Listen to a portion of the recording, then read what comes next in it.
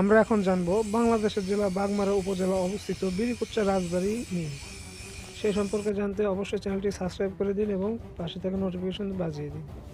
তো চলুন আমরা বেশি কথা না বাড়িয়ে বিরিকুচ্চা রাজবাড়ির ইতিহাস সম্পর্কে জানি। তার আগে ছোট্ট একটা ইন্ট্রো শেষে আমরা ফিরে আসছি মূল ভিডিও।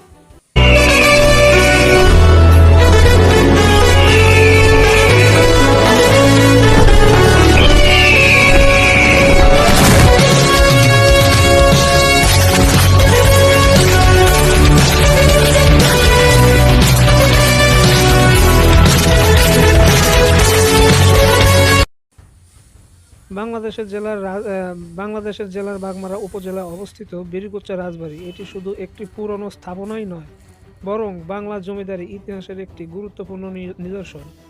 এই রাজবাড়িটি গড়ে ওঠে মূলত নবাবী আমল ও ব্রিটিশ শাসন আমলে।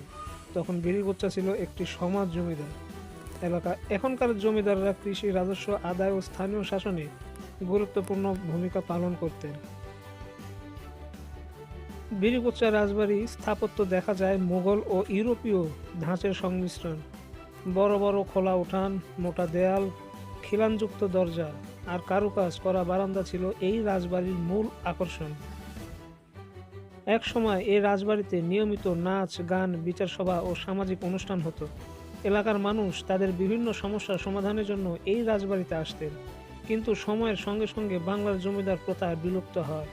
1950 সালের জমিদারি উচ্ছেদ আইনের পর বিরিকুচ্চা রাজবাড়িও গুরুত্ব হারিয়ে ফেলে ধীরে ধীরে। রাজবাড়ির অনেক অংশ ধ্বংসপ্রাপ্ত, তবুও এর ভাঙা দেয়াল, পুরানা ইট আর নীরব পরিবেশ আবারও ইতিহাসের সাক্ষী হয়ে দাঁড়িয়ে আছে। বিরিকুচ্চা রাজবাড়ি আমাদের মনে করিয়ে দেয় কিভাবে